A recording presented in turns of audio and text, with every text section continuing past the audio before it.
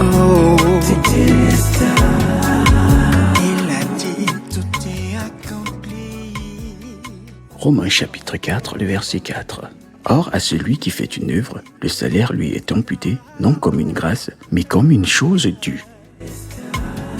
Ce qui veut dire tout est accompli. Bonjour. Vous écoutez Tétélistai, notre méditation quotidienne du lundi au vendredi avec le pasteur Paris Tala.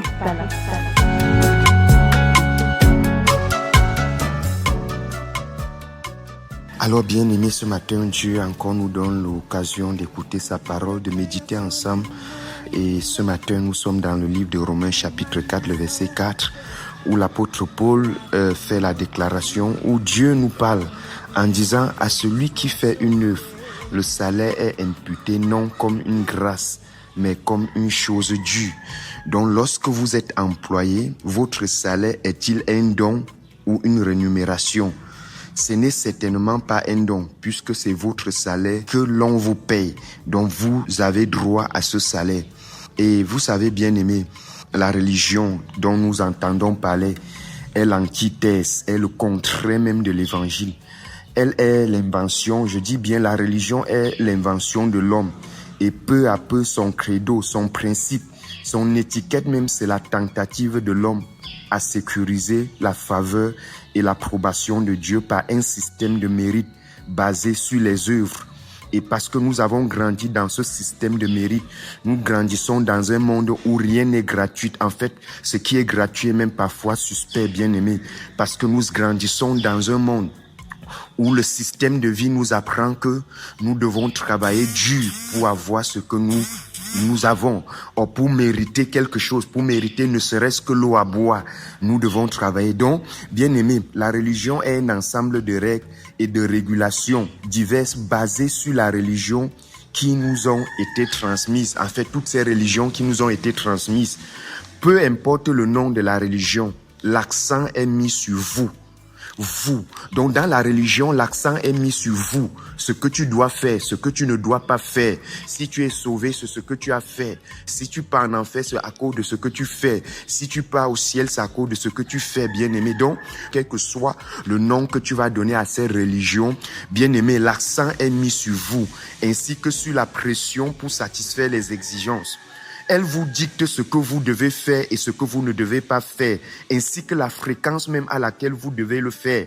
Donc la religion place l'homme sous l'obligation où il essaye de payer ses dettes à Dieu pour gagner son salut. Ce mode opératoire fait du bien et Dieu est content, fait du mal et Dieu devient fou furieux. Et il est prêt à en découdre avec toi. Voilà ce que la religion enseigne. Voilà ce que la plupart des personnes ont déjà entendu du christianisme.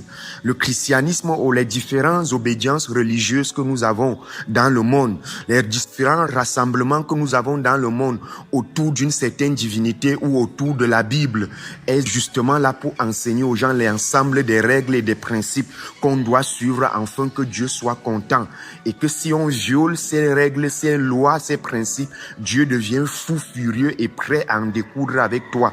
Voilà ce que nous entendons régulièrement, bien-aimés, dans la religion. Donc la religion opère par les œuvres. Elle tente d'obtenir une action en retour de la part de Dieu, en contrepartie des bonnes œuvres que l'homme qui les pratique aurait donné. Donc l'échec total d'un tel système, bien-aimé, est que Dieu ne sera jamais redevable à un homme.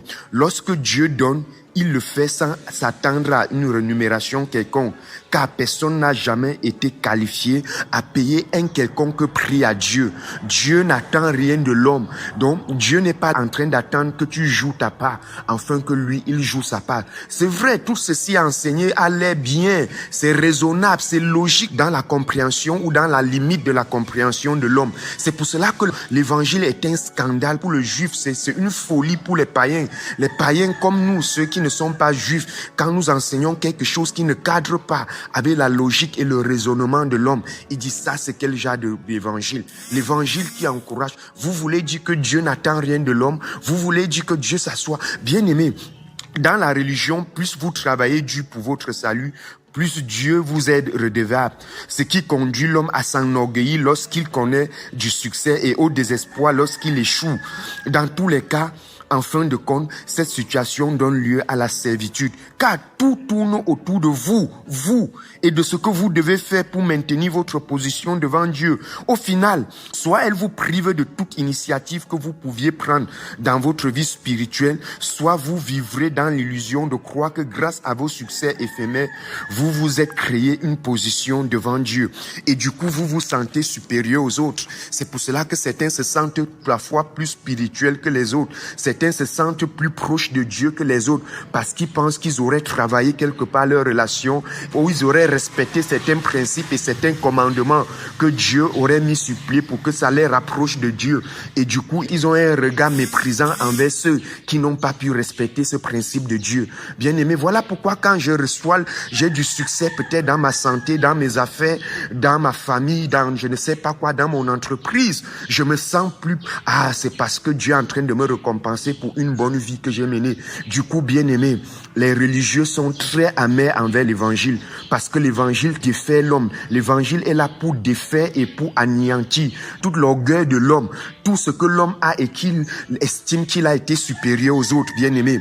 Les religieux sont très amers envers l'évangile parce que l'évangile de la grâce de Dieu ne donne le mérite qu'à Jésus-Christ. Donc dans les différentes religions du monde, Dieu est présenté comme celui-là qui traite les adeptes sur la base d'un système méritoire. Vos œuvres sont pesées sur une balance divine et Dieu évalue vos mérites. Cependant, l'évangile révèle la grâce de Dieu vis-à-vis de ceux qui ne méritent pas. Le Dieu et Père de Jésus-Christ ne vous évalue pas sur une balance quelconque, mais sur la base de la croix. Lequel des deux systèmes subsistera, bien-aimé? La balance de la religion ou la croix du Christ? Alors, chers frères et sœurs, nous allons continuer demain. Nous allons voir, bien aimé, la distinction claire entre la religion et l'évangile. Donc, je vous invite à continuer cette méditation demain. Oui, bien aimé. Parfois, ça blesse votre orgueil parce que vous vous êtes senti un peu supérieur aux autres dans votre marche avec Dieu. Voilà pourquoi quand tu as prié, les gens ont été guéris. Voilà pourquoi quand Dieu t'a donné du succès dans ton mariage, dans tes entreprises. Voilà pourquoi quand tu as de l'argent plus que les autres, bien aimé, tu te sens, c'est parce que je prie beaucoup, c'est parce que j'ai une grande foi. Les autres n'ont pas la foi. Voilà pourquoi je suis ici. Si je suis en santé, c'est parce que moi je prie beaucoup, je jeûne beaucoup, je ne m'amuse pas, je donne beaucoup les dîmes et les offrandes à l'église. Voilà pourquoi Dieu m'a placé là où il est. Bien aimé, et quand tu rencontres l'évangile de la grâce de Dieu qui démonte tous ces systèmes de croyance, qui est basé sur les mérites, tu deviens fou furieux. Je n'aime pas la grâce. Vous voulez dire que je ne dois rien faire, je n'ai pas mes efforts à fournir, que je ne suis pas ce que je suis.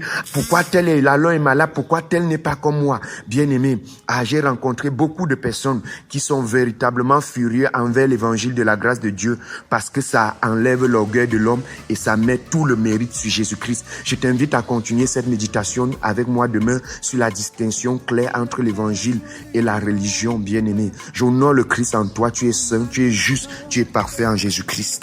Il avait tout prévu dans le but que je sois sauvé. Vous venez d'écouter Tétélestai, un enseignement qui vous est produit par la Midigrade, la mission de la dispensation de la grâce de Dieu. Notre devise, prêcher la grâce et l'amour inconditionnel de Dieu manifesté en Christ. Vous pouvez nous contacter au 675 27 16 77 ou encore au 698 76 73 75. Vous pouvez aussi nous suivre en vous abonnant à nos différentes plateformes telles que Facebook Midigrade, YouTube Midigrade, Twitter Midigrade Mission et Instagram Midigrade Mission. Tétélestai, tout est accompli. Parce qu'il m'aime inconditionnellement, Jéhovah, tout ira.